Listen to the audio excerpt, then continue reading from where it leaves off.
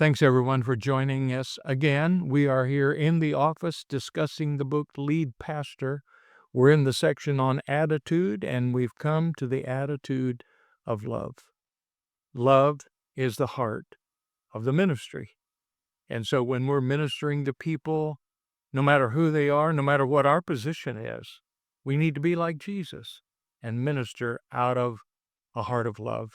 One of my favorite scenes is when Jesus, the disciples were discouraged, remember, and Peter said, I'm going fishing, and they didn't catch anything. And then he said, children, have you any meat? And cast the net on the other side and so forth. All of that is so cool, especially when I see that Jesus, in the midst of their failure or lack of faith or something, he had breakfast ready on the shore. That's just like Jesus. Breakfast for these guys. And so when they got up to shore, Jesus called them aside and began to ask this question. You know, Jesus had the ability to ask the right questions and then give the right answers. And here's his question to Peter: do you love me?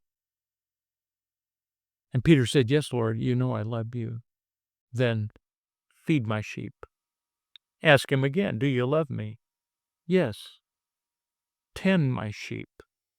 And so Jesus was giving us the direction. Of course, he asked it again, and some of that was a challenge to Peter to make sure that Peter didn't love fish more than the Lord, and that he didn't think that he was superior to any of the other disciples, because he kind of blew it there, when he denied the Lord 3 times. But every time Jesus said, feed my sheep, tend my sheep, feed my sheep.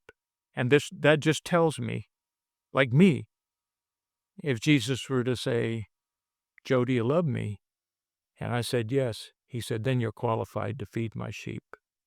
And so it's out of a heart of love that we do. So whether we're preaching in public or whether we're counseling in private, no matter what we're doing, we need to be thinking like Christ, where we have the best for the sheep in mind and not just our own self-promotion. And so we're talking about attitudes in the church. We're talking about attitudes that keep Jesus in the lead. And last time we talked about oneness. This time we're talking about love. And so we need to work hard at thinking about, why am I doing this? And have that motive of love when we think about shepherding like Jesus did. Thanks for joining us.